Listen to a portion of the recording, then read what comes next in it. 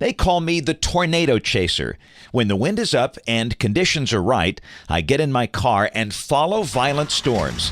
Crazy, you say? Perhaps, but really, I chase these sky beasts to learn about them. I want to share with you what I know.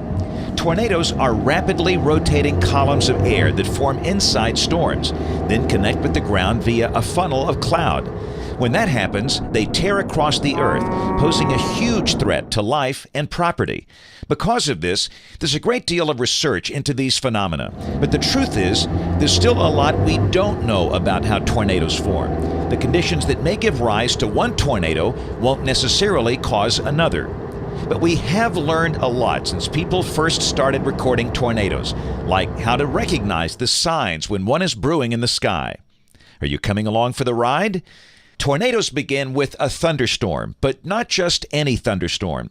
These are especially powerful, towering thunderstorms called supercells.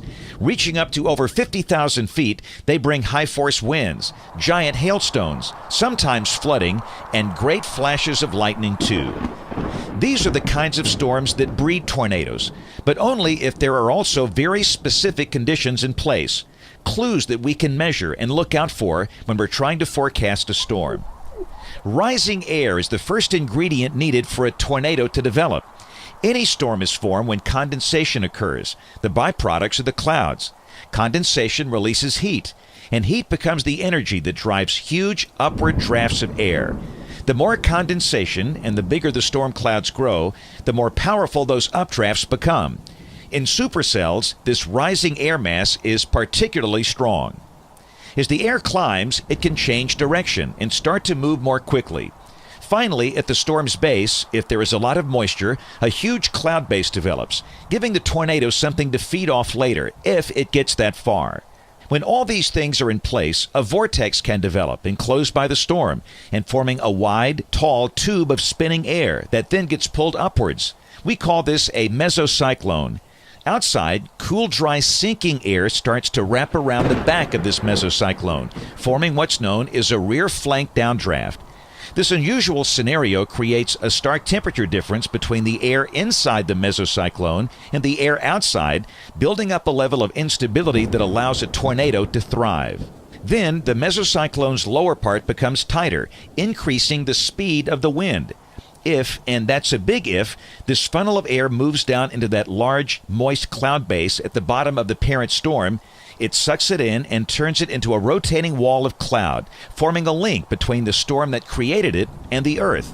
The second that tube of spinning cloud touches the ground, it becomes a tornado.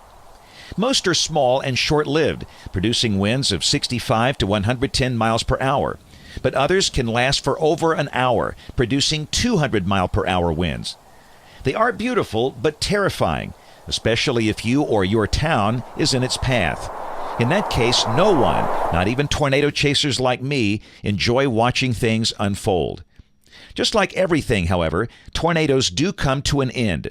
When the temperature difference disappears and conditions grow more stable, or the moisture in the air dries up, the once fierce parent storm loses momentum and draws its tornado back inside.